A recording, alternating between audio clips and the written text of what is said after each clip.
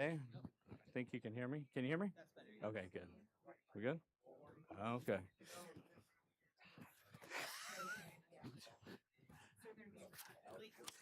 So I know this. Excuse me. Ah, I don't know about the guy running the sound back there. Uh, this won't apply to most of us in here, but I was left this. I need to announce it anyway. Grandparenting Matters gathering is on July 17th at 6:30 p.m. at the Bradshaw's house. So if this applies to you or you know someone it might apply to, Grandparenting Matters, they get together. I want to say almost right now they're doing quarterly. They had a few classes with it that they did on Sunday mornings before, but it talks about how to be a grandparent, how to I believe it's talking about how to pass on your faith to your grandchildren as well. Um, so there's that. That's I'm done.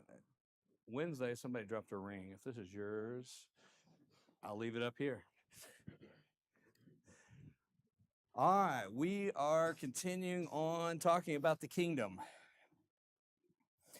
what the kingdom is like. We're looking at the scriptures from a kingdom perspective, and this part of the class about talking about the kingdom is easy because these are all parables we've read over and over and over and over. But as we have read the parables, you may be like me. I sort of skim over the idea that this is talking about kingdom. I'm looking for meanings, I'm looking for what's going on here, and I miss the phrase the kingdom of heaven. The kingdom of heaven. And we've been talking about the kingdom, talking about the rule of God in our lives. We talked about God being king, Jesus being king, and how we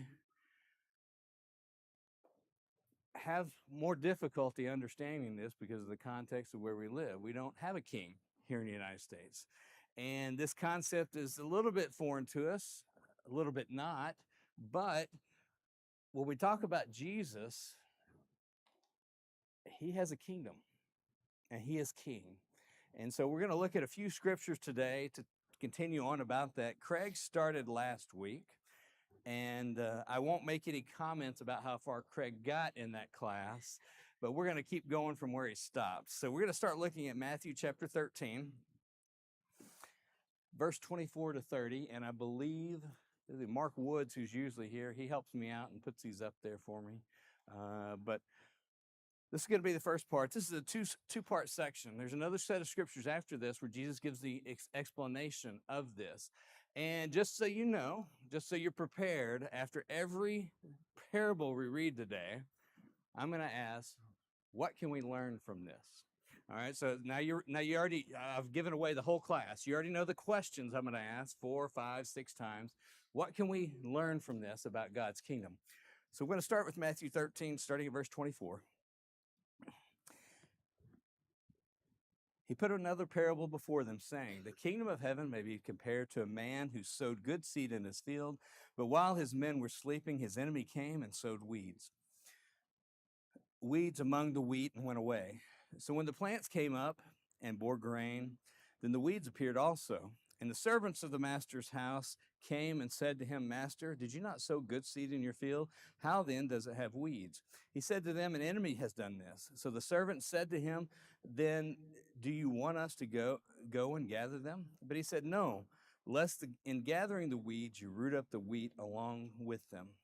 Let us both grow together until the harvest. And at the harvest time, I will tell the reapers, gather the weeds first and bind them in bundles to be burned, but gather the wheat into my barn. Next is Matthew 13, verse 36. Then he left the crowds, went into the house, and the disciples came to him, saying, explain to us the parable of the weeds of the field. He said, the one who sows the good seed is the Son of Man. The field is the word, and the good seed is the sons of the kingdom. The weeds are the sons of the evil one, and the enemy who sowed them is the devil. The harvest is the end of the age, and the reapers are angels. Just as the weeds are gathered and burned with fire, so will it be at the end of the age. The Son of Man will send his angels, and they will gather out of his kingdom all causes of sin and lawbreakers and throw them into the fiery furnace. In that place, there will be weeping and gnashing of teeth. Then the righteous will shine like the sun in the kingdom of their Father. He who has ears, let him hear. So as we begin this one, what are some of the things that we can learn about the kingdom, about the king in this parable? We're very fortunate because Jesus didn't go on to explain all of his parables, but this one he did. So he gives us a good view of where he's going and what he wants to say. But what are some things we can learn? It's always this first question. It's tough to get people going. Here we go. Best not be a weed. Best not be a weed. All right. You know, Randall, I didn't write that one down, but that's a good one. Yeah, my thought was it's coming whether you're ready. Okay. Yes, it is coming. And associated with that, I had written down that we just got to accept that there's weeds around, don't we? He says they're going to be there. We've got to live with it, learn how to move forward with those as well, right? All right. Someone else.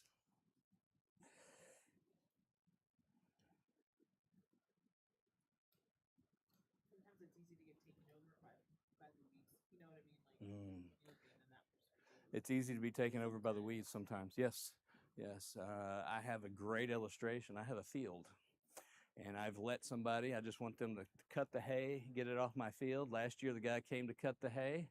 He made one cut through the middle of it and left. I was like, what's going on? Too many stickers. I can't transfer these somewhere else. So he didn't cut my field because they take over.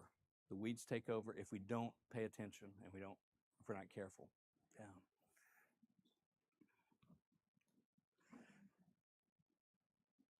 All right, I've got a few to help us get going. The king has enemies. The king has enemies. You know, I think we know that, but we don't remember it enough. And because the king has enemies, we have enemies as well if we're part of that kingdom, don't we? And it helps when we keep that in mind, especially when we are battling the everyday things that go on around us, the things that we want to attribute to. A lot of people like to attribute all those bad things to God, don't they? I don't know how many people I've talked to about their faith and that they're discouraged in their faith because God let something happen. They don't see the other side, that the enemy is working against us. The enemy is working against us. Is that something we need to keep in mind? One of the things I wanted to point out as we read this section is that the enemy's strategy. So you have both the weeds and the wheat are in the same field. The enemy's strategy is to have other things competing for our resources, taking our nourishment and our space. I don't know about you, but this describes a lot of the struggles that I have in my life. Is that things that are competing for resources, nourishment, and space. That's the enemy's strategy. He lays it out for us right here. I just forget it. I just ignore it sometimes. There's so many things that compete for those things in our life. So what good does it do for us to know the enemy's strategy?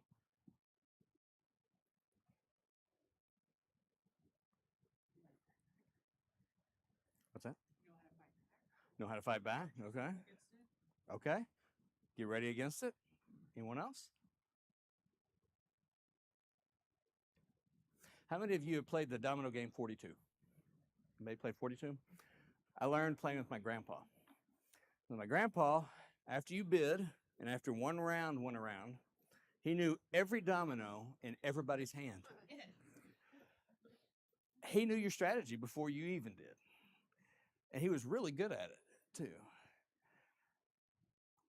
If we know the strategy, we know how to move forward a little better, don't we? We know how to defend against it. Although against my granddad, there was no defending. He was you just hoped you were on his team. That was the only defense. So you laid the wrong one. Yes, he did get mad when you laid the wrong domino all the time. All right, something else I think we can learn from this is the kingdom will not be pure. You know, it's a false concept I think we have that once somebody's in the kingdom, people have the right heart, they have the right motivation. But Jesus says that's not the case. He says there's going to be weeds that are growing among you. Now, we all have things that we need to change and develop and become more like Christ, don't we? And that's the hope with all of us here, is that we're growing and we're becoming more like Christ. But even with that, Jesus says there's going to be some that just aren't going to develop the way they should, aren't going to be the right, are going to be weeds instead of wheat.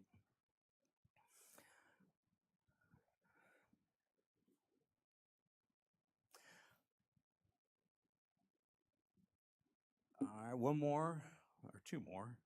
Even though the kingdom is not pure, it should not hinder us from growing like the king wants. If you look in the parable, both things grew side by side, didn't they? Even though the weeds were there, it didn't stop the wheat from growing. And I think we need to remember that God wants us to grow. He wants us to continue growing, even with the other things around us. That's his goal, is for us to continue to grow, to continue to grow. 2 Peter 3:18 says, but grow in the grace and the knowledge of our Lord and Savior, Jesus Christ. Peter, someone who was familiar with failing, towards the end of the New Testament has that great thought, is that we need to continue to grow towards Jesus. Two more. Let's see. The servants don't know the best way to handle the situation. In this parable, what do the servants want to do? They want to go pull the weeds up. But they weren't thinking about the unintended consequences of pulling the weeds up. They weren't thinking about how they were going to destroy a lot of the wheat with it. Now apply it to us. I think there's a lot of things we want to do,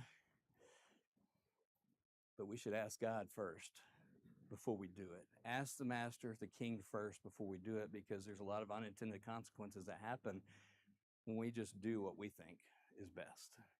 It's about trusting in the king and getting his direction. One more is that,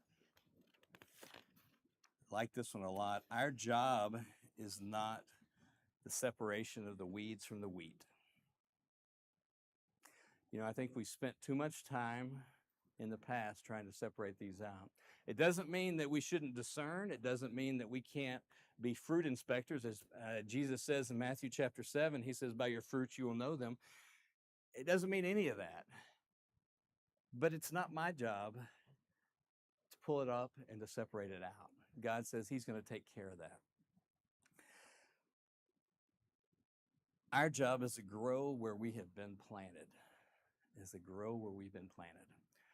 And that's a hard enough job. I don't want to deal with the other one. This is the one I have is big enough for me to see if I can successfully go forward with. So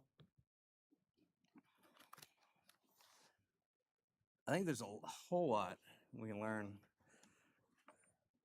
about this parable, about the kingdom and the king, and about how he is operating now and wants us to live as well. Was there any other thoughts about this one before I move on? One other thing to throw out Yeah. that came to mind is that Jesus is declaring there's justice in the kingdom of God at a time where there wasn't a lot of justice going on. Tax collection, slavery, against servitude, Yeah. sin. And, this was somewhat of a message of hope for them, saying, that will be reconciled in God's kingdom. Yeah. Even if not here on earth. And even, kind of declaring that God conquers all and reconciles all. Think about physical and spiritual battle. The Lord overcoming evil. Yeah. And essentially being undefeated in battle, through the Old Testament, when conquered many kingdoms and otherwise, just Jesus declaring there's justice, there's reconciliation in this kingdom, and righteousness will overcome all other. Yeah, yeah. Thank you for bringing it up. That's a great point because, it's something we as humans struggle with, don't we? How things are unfair, how things are not just. And, why hasn't God done something about this? And even if you look at this parable, he doesn't do anything about it to the end, does he? And that's where we get stuck as we think when something needs to be done now. And yes, I would like things to be put right now, but that's not what he says. He says that he's gonna even like you said, he's gonna show justice, but it may just be at the end. So that's a good point. Very good. Anyone else? All right, Matthew chapter 13. Let's see if my son is awake or not. He is. All right, good. Matthew 13. Starting verse 31 and 32, he put another parable before them, saying, the kingdom of heaven is like a grain of mustard seed that a man took, sowed in his field. It is the smallest of all seeds, but when it has grown, it is larger than all the garden plants and becomes a tree. So the birds of the air come and makes nests in its branches. Now, some of these we're going to read today are short, 1-2 verses, but they're still some truths we can grab from it, some truths we can hold on to from it. What can we learn about the kingdom from this parable? Maybe something that you've heard in the past that stuck with you. What can we learn from this one?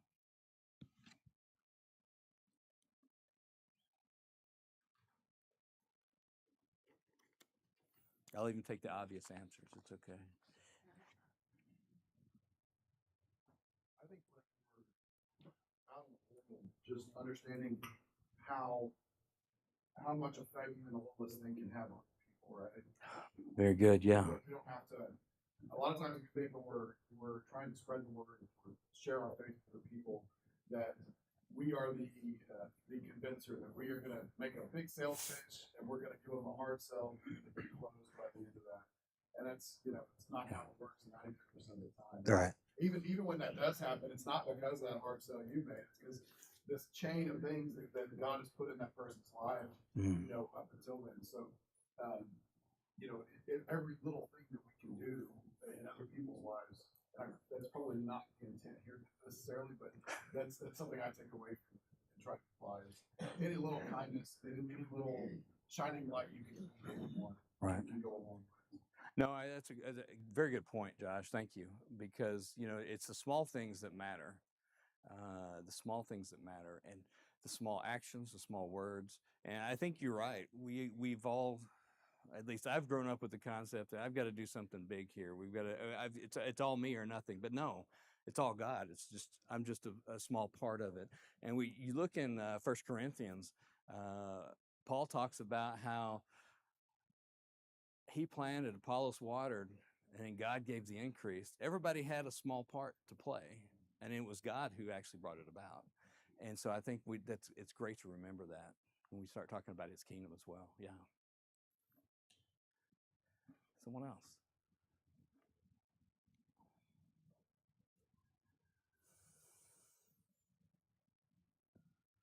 I think here he's really like emphasizing the power of multiplication, right? Okay. Like, you tell one person, that person tells another person, that's 2 turning 4, 4 turning 8, and so on and so on. And Yeah. it's just like, just because you're just this one person, doesn't matter. I mean, it's because that one person can multiply into many, many, many. Yeah. And especially somebody not knowing the word. Yeah. Or not knowing who Jesus is. And then they can go and tell me more. Yeah. Yeah. Very good. Very good. I don't know how many of you heard Wednesday night, the speaker, he was talking about a man that he knew. He retired and he went and just did free HVAC work for people. And then at the youth camp that year, he say 14 out of 100 were there because of this man, because he did small things. It's multiplication, right? It's a multiplication. Very good. One thing I want to say before, a couple more on this point before we leave it, is that the kingdom must be planted before a result can be realized. The seed must die before it can grow. When we start talking about God's kingdom, and we talk about it with other people, we've got to plant that seed. And we all know that. Our problem with it is that planting the seed, we want to see the results, and you may not. As Josh pointed out, it may be someone else who sees the results. But it makes our job, to me, it's always taking the pressure off. I don't have to do all these other steps. God's asked me to do one thing. He's asked me to plant the seed. I can plant the seed. And like Josh mentioned, it could be something small, it could be something big, but planting the seed with others, and God is going to make sure that that is huge when it's all done, all said and done. I guess one of the best examples I know in my life is my grandmother. So my granddad was not a Christian. They got married, and he was converted. And now she has, I don't know how many people in our family that are Christians because of my one grandmother. Because God gave the increase when she just planted the word, planted the seed. The last thing is that the kingdom may seem small, but it is not when you start thinking about the global fellowship of believers and those who have gone before us. The numbers start to add up. Now, this is a trap we fall into. So I grew up in a small church. My kids always ask me about my youth group. I said, yeah, it was me and my brother and sister. I don't know if that's clicked with them, how they are very blessed to have a larger youth group, but it's a small group. And my mentality was always small. And the first time that it was even expanded a little bit was when I went to college, and I saw that there's more than 3 other people who, want to follow Jesus. And then when I traveled and gone internationally, and many people have been on international trips to visit other churches, and you see that, hey, I don't understand what they're saying, but we all are going the same direction. We're all wanting to serve Jesus. There's more to God's kingdom than what we see right here around us. There's a scripture, I think this is up there, Revelation chapter 7, verses 9 through 10. After this I looked, and behold, a great multitude that no one can number, from every nation, from all tribes and people and languages, standing before the throne of God and before the Lamb, clothed in white robes with palm branches in their hands, and crying out with a loud voice, salvation belongs to our God who sits on the throne and to the Lamb. The small mustard seed is growing into a crowd that cannot be numbered, is what John says here. And I find that very encouraging, that Jesus' parable is just encouraging to me. All right, the next one we're going to look at is Matthew chapter 13, verse 33. He told them another parable. The kingdom of heaven is like leaven that a woman took and hid in 3 measures of flour till it was all leavened. All right, I know it's only one verse. What can we learn from this parable? We're still talking about God's kingdom. We're talking about how his rule, him as king. What can we learn about that?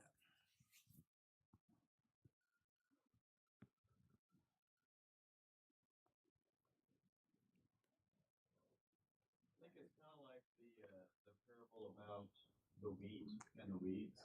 Okay. Because when you put leaven in with flour, you can't tell it apart from the flour until it actually does its job. Very good. I like that. Thank you, Ethan. That's really good. Yeah. I'm going to have you come up here later and write that down for me, okay? So I can use it next quarter. Really good.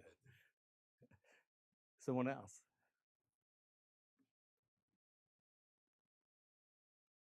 I think it's also to me same as a mustard seed one, in the sense that a little bit goes a long way, right? Right. You can spread it out, and it diffuses itself into whatever it's going into. Yeah. Small amount does a lot, doesn't it? And I want you to think about it in your life. I think we've all seen this.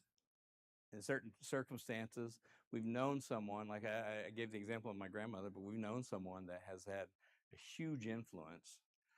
They're not necessarily the person up standing in front of everyone. They're not necessarily the person that is in charge of anything, but they have had a huge influence by the things that they've done. A good example is a woman here in church, Judy Armstrong.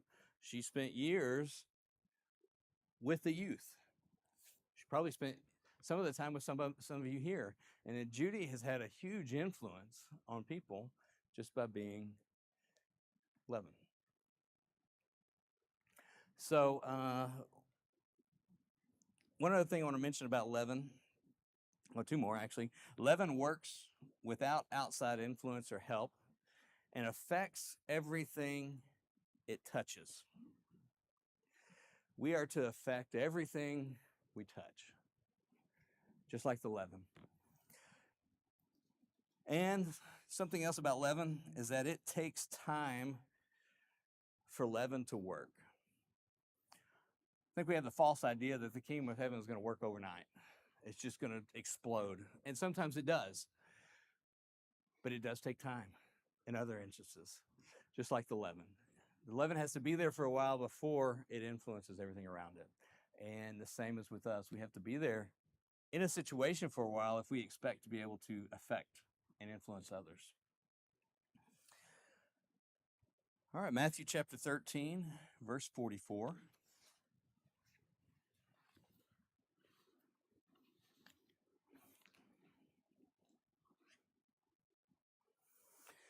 The kingdom of heaven is like treasure hidden in a field, which a man found and covered up.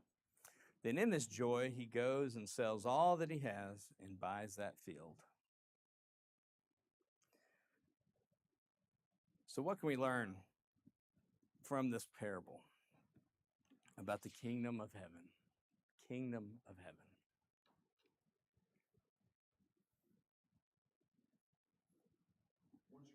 Once you discover it, you want to give up everything else.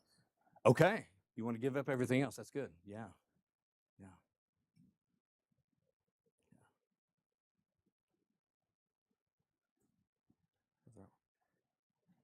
It is costly. It sells everything. So it's, keeping it is costly, like you might come across some things that. Yeah. Yeah. That's excellent. Excellent. It is, keeping it is costly. Some of us, it doesn't, at least on the outset, it doesn't look like it costs us much. But in the end, it does. It does. That's right. Yeah, you may lose friends, family members that may not talk to you, and it does cost us. And Jesus talks about this in the New Testament. So he warns us. He's like, this is coming. He's like, this is going to happen. Make your choice.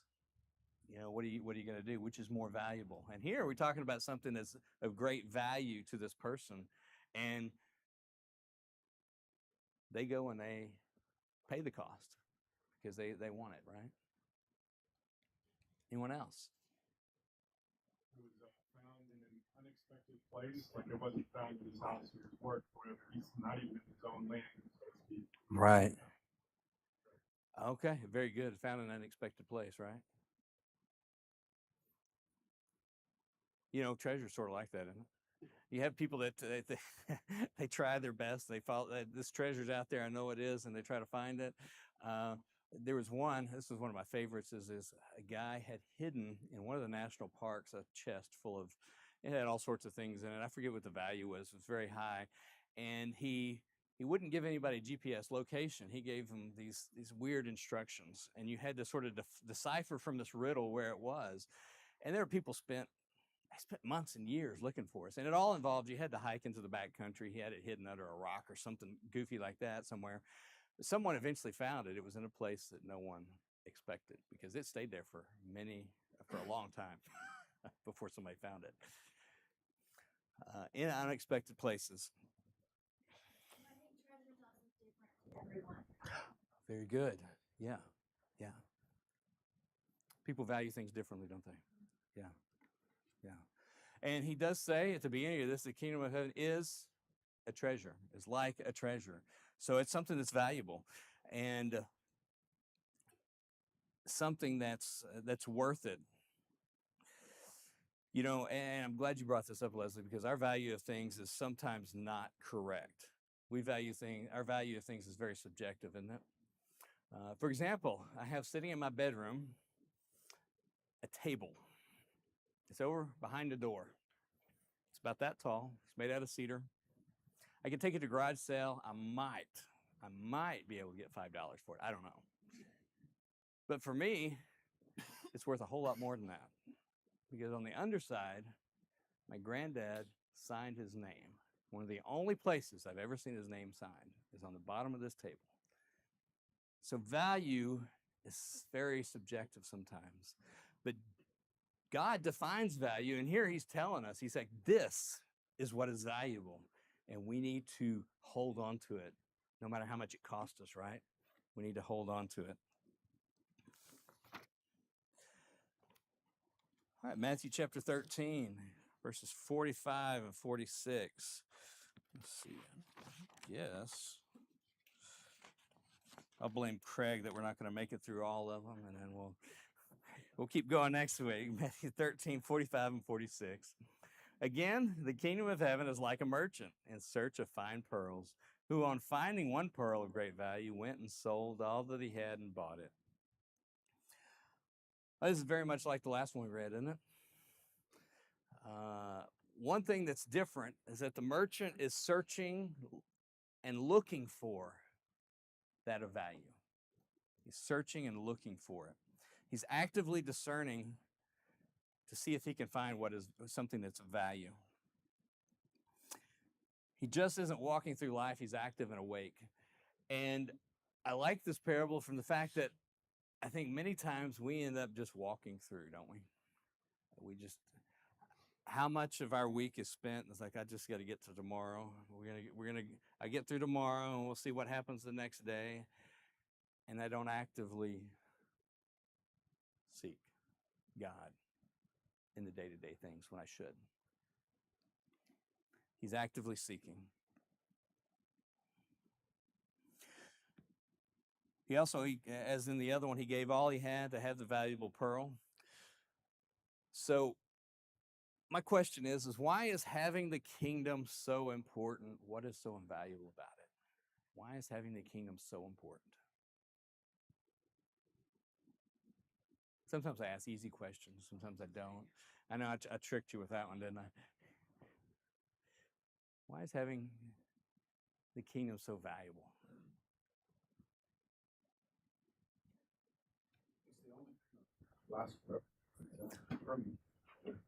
Only permanent thing. I like the way you phrase that. Yeah. Very good. Yeah. I'd say too that it reconnects us with our Creator. Since the Very fall, good. Yes. disconnected, and then once we find that connection again, Yeah.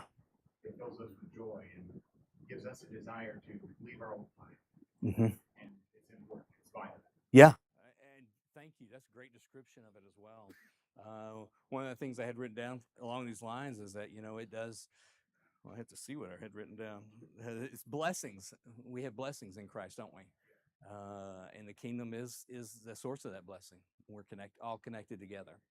I think that's hard for us to, maybe for me to pound into my thick skull, is that I receive so many blessings just by being here with you all.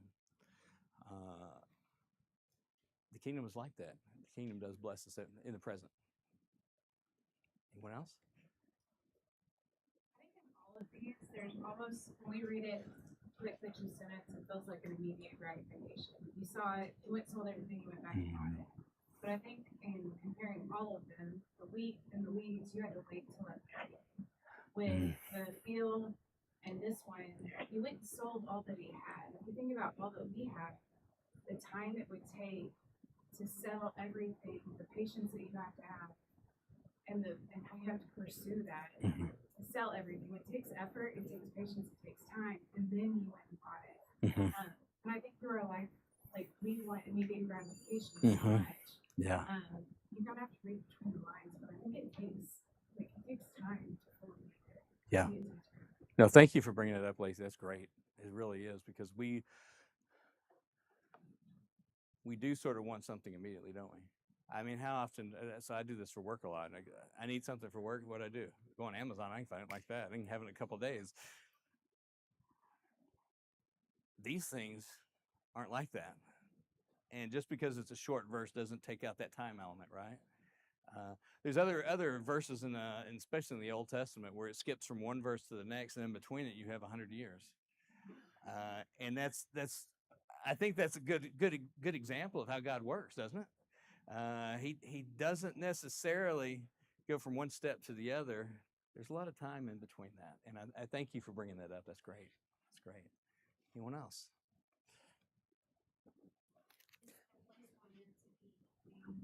God created it for us. It's where we belong. And I think we recognize that those who recognize that are going to want to be there and make it. Okay. There. Thank you. Yeah. No, you're exactly right. Once we realize that, we want to be there, don't we? It's helping others see that that's the value in being there and being a part of that. Well, thank you all for your comments and thoughts today. Next week, we're going to keep going on talking about the kingdom of heaven. The kingdom of heaven is like. We've got one more lesson in this set. We're talking about the parables and what the kingdom of heaven is like. And if nothing else has happened, if you don't remember anything else when you walk out the door today, I hope that next time you read these passages, you'll see the word kingdom. And you'll remember what we're talking about. We're talking about God's rule in our life. God's rule in our life. Thank you all.